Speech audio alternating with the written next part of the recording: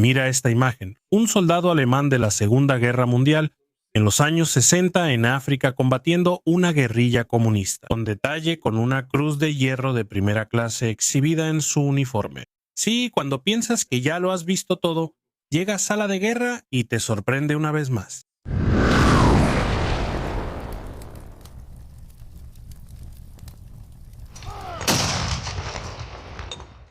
Siegfried Friedrich Heinrich Müller, también conocido como Kongo Müller, nació en el este de Alemania, en la ciudad de Krossen an der Oder.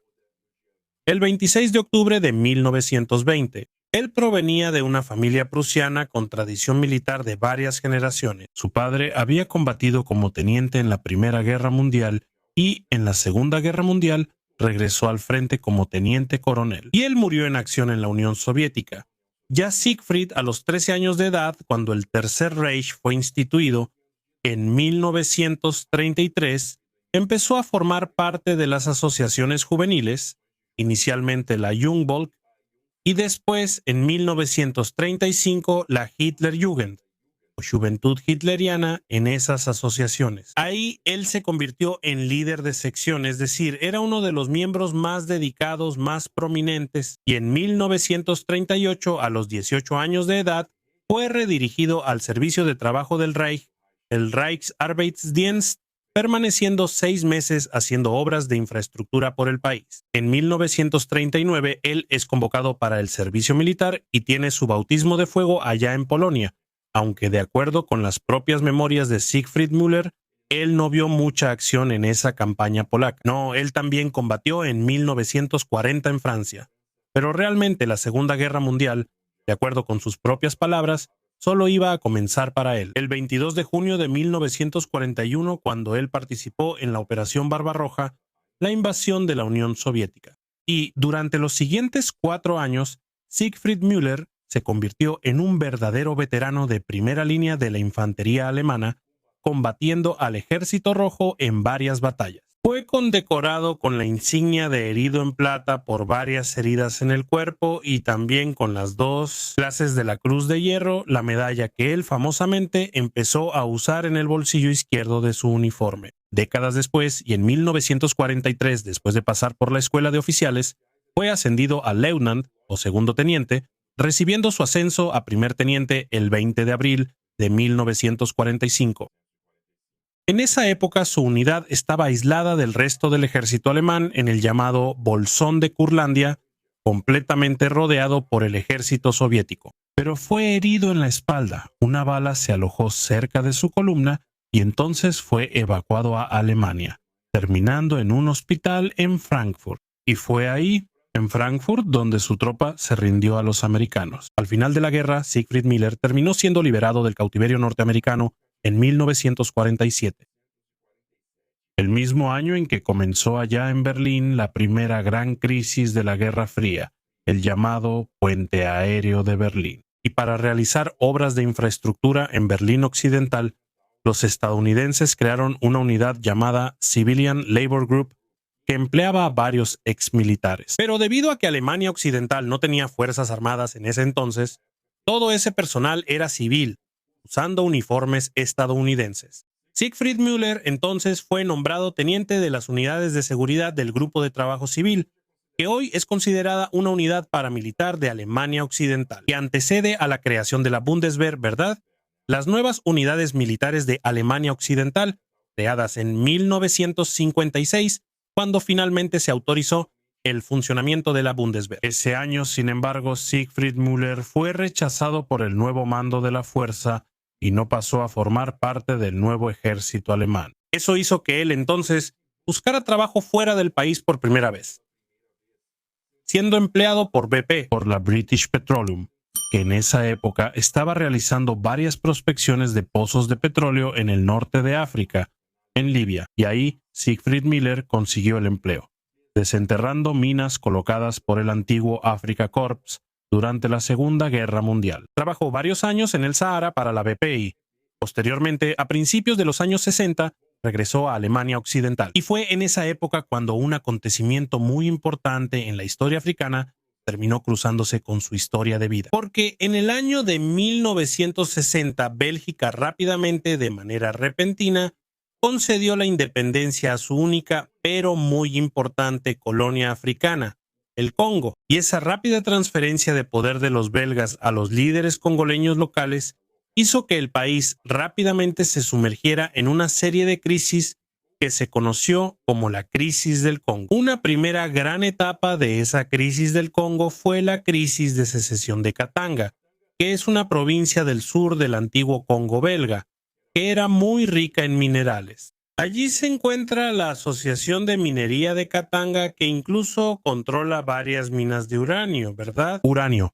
El mineral de uranio es considerado el mejor o de los mejores del mundo, y que el Proyecto Manhattan utilizó ampliamente para la construcción de las primeras bombas atómicas en la Segunda Guerra Mundial. Bueno, el líder de esa secesión de Katanga, Moise Moura Tshombe, contaba con el apoyo de solo algunos países de África en su movimiento y de los países que lo apoyaban. Uno de ellos era Sudáfrica, y allá en Sudáfrica estaba viviendo y trabajando. En esa época, el ex general del Afrika Korps, Friedrich von Mellenthin, sugirió al liderazgo de Katanga, ¿verdad?, a Moise Tshombe, el uso de mercenarios europeos para reforzar sus tropas. Es de esa manera que algunos agentes de Moise Tshombe terminan contactando a Siegfried Miller allá en Alemania Occidental y lo convencen de mudarse a Sudáfrica en 1962.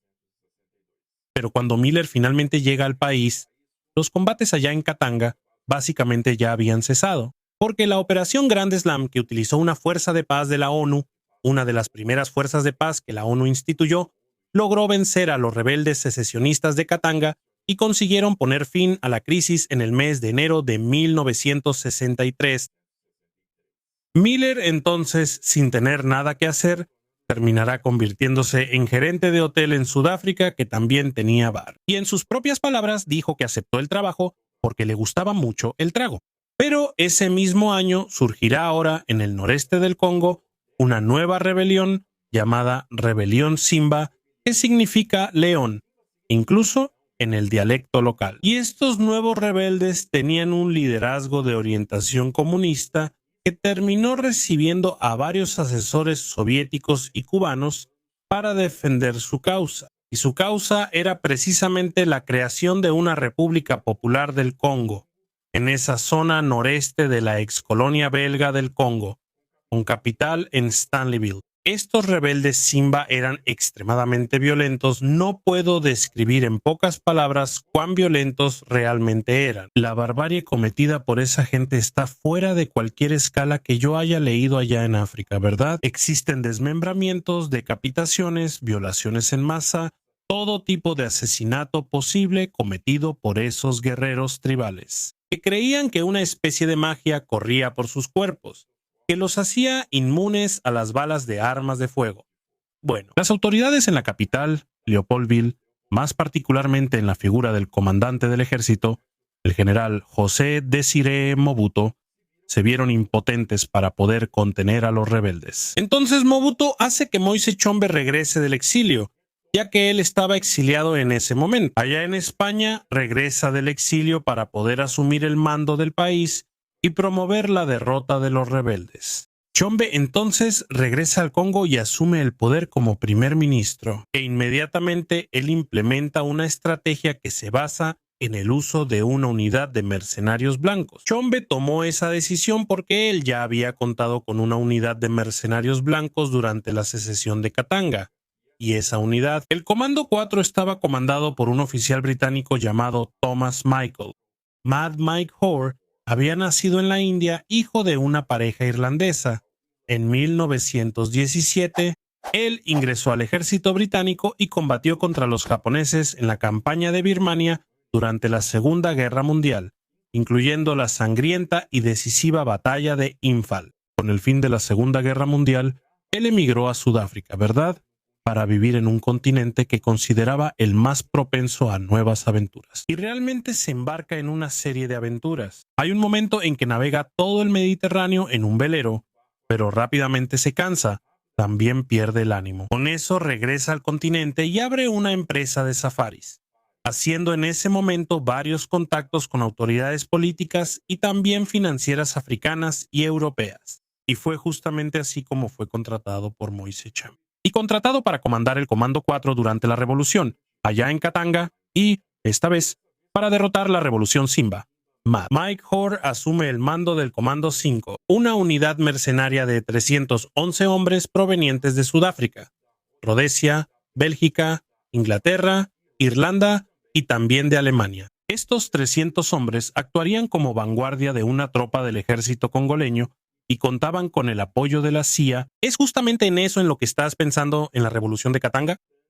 Mad Mike Hoare combatió a las fuerzas de la ONU y al año siguiente pasó a combatir con el apoyo de los Estados Unidos para derrotar una revolución comunista en el corazón de África. Y de los mercenarios alemanes de Mad Mike Hoare, Siegfried Miller, quien a los 44 años de edad era el mayor de todos los mercenarios del grupo. El teniente Miller llega al frente de batalla el 21 de agosto de 1964 y al día siguiente ya se involucra en su primera acción contra la ciudad de Albertville, hoy llamada Kalemi, a orillas del lago Tanganika. Esa ciudad era un punto fuerte de la resistencia Simba en esa zona, y los mercenarios de Mad Mike Hoare utilizaron botes proporcionados por la CIA para poder flanquear la ciudad por el lago y capturarla. En esa fecha, Miller logra tomar la ciudad, matando a decenas de guerrilleros, pero enfrenta un impasse al intentar tomar el aeropuerto local. Sin embargo, algunos días después, tiene éxito y toma el aeropuerto. Y ahí, su reputación crece bastante dentro del grupo de mercenarios, haciendo que Mad Mike Hoare lo ascienda a capitán. Y le da el mando de una subunidad conocida como Comando 52, formada por 60 hombres con el apoyo de 150 soldados congoleños.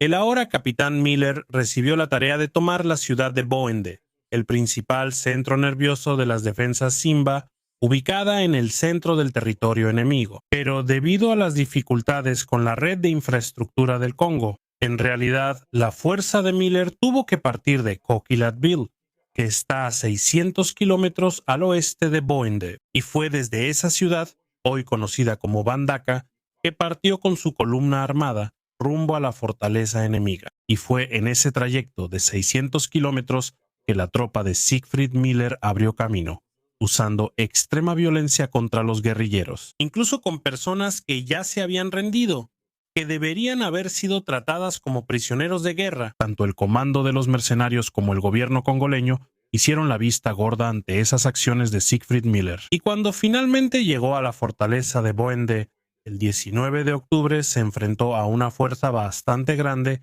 que terminó impidiendo la toma del lugar. Miller necesitó algunos días para reorganizar su posición y durante ese intervalo empezó a ser seguido por reporteros de varios países. Estos periodistas entonces hicieron varias entrevistas con esta figura, que consideraron bastante exótica, que llevaba una cruz de hierro en el pecho, todavía original con la esvástica, no la versión desnazificada de 1957, y que lideraba un grupo guerrillero extremadamente violento, que llegó a decorar sus jeeps con los cráneos de los enemigos muertos. Ya apodado por la prensa como Congo Müller, su imagen dio la vuelta al mundo y dividió opiniones en ese año de 1964. El hecho es que el 24 de octubre, 5 días después de su primer intento, finalmente toma Boende y desarticula toda la resistencia Simba en esa provincia, que caerá en manos del gobierno el mes siguiente. Como recompensa por su éxito, Mad Mike Hoare asciende nuevamente a Siegfried Miller, esta vez al rango de mayor, y lo retira del frente de batalla para integrarlo al equipo de planificación de acciones contra la capital enemiga en Stanleyville. Sin embargo, Miller, por razones aún no esclarecidas, termina abandonando el grupo Comando 5 de Mad Mike Hoare a principios de 1965 y regresa a Sudáfrica. La revolución Simba termina siendo aplastada en noviembre de ese mismo año de 1965, concluyendo entonces las oportunidades de empleo para tropas mercenarias en el país. Y como curiosidad, los consejeros militares de los rebeldes Simba era Ernesto Che Guevara, quien estuvo allá en el Congo, donde tuvo una de las primeras derrotas de su carrera. Y allá en Sudáfrica, Siegfried Miller ahora piensa en ir a Vietnam para actuar como mercenario en la guerra que comenzaba en ese país asiático. pero ese plan suyo, en realidad, nunca funcionó. Y allá en Alemania Oriental, su figura en esa época era odiada por el gobierno, que incluso decía que él era un ícono de la contracultura. En un reportaje incluso comparaban al Congo Miller con los Rolling Stones. Y fue por eso que Alemania Oriental envió a un equipo de inteligencia disfrazado de periodistas que logró atraer a Siegfried Miller en 1966 para una entrevista, emborrachándolo y haciendo que dijera las peores barbaridades frente a las cámaras. La entrevista de Miller dura más de 1 hora y él habla sin ningún pudor sobre el tipo de acciones que llevó a cabo allá en el Congo. Y durante toda esa entrevista, él no puede contener la sonrisa ni por un minuto, se queda con esa sonrisa todo el tiempo. Lo que hizo que la producción se hiciera conocida como El hombre sonriente, Confesiones de un asesino. Y Alemania Oriental promovió mundialmente esa película como una crítica al gobierno de la propia Alemania Occidental. Y después de alcanzar esa fama dudosa que el documental le dio, Siegfried Miller decidió quedarse en Sudáfrica llevando una vida más tranquila. Consiguió trabajo como empleado en una empresa de seguridad en Johannesburgo. Se casó, tuvo una hija y falleció el 17 de abril de 1983. A los 62 años de edad, víctima de cáncer de estómago. Pero en el año de 1978 se estrenó una producción llamada The Wild Geese, conocida en Brasil como Selvagens Cães de Guerra, y que fue inspirada en el equipo de mercenarios de Mad Mike Horde. Durante la Revolución Simba del Congo, en 1964, la producción cuenta con grandes nombres como Richard Burton, Roger Moore y Richard Harris, quienes forman parte del equipo de mercenarios de la película. Un personaje llamado Teniente Peter Kotze, interpretado por un actor alemán llamado Hark Kruger, aunque el personaje del Teniente Kotze es sudafricano, es Boer. Hasta hoy se discute en qué grado ese personaje se basó en Congo Miller. Y, como curiosidad final, el actor Hark Kruger llegó a combatir en la Segunda Guerra Mundial, en los últimos meses de la guerra, en 1945 como soldado de las Waffen-SS. Ahora dime, ¿tú ya conocías la historia de Siegfried Miller, de Congo Miller, el ex soldado de la Wehrmacht que se volvió mercenario en África en los años 60 usando una cruz de hierro en el pecho? Cuéntanos aquí en los comentarios. Y si te gusta aprender sobre temas de prehistoria militar, claro, no te puedes perder nuestro curso de la Luftwaffe desde el primer hasta el último día. Ve a conocer nuestro temario y haz tu inscripción dando clic en el enlace en la descripción o escaneando el código QR en la pantalla. Si te gustó este video, compártelo con tus amigos y también danos un like. No olvides suscribirte a la Sala de Guerra para que no te pierdas nada más. Yo me despido por aquí. Te agradezco nuevamente por tu audiencia. Un fuerte abrazo de la Sala de Guerra.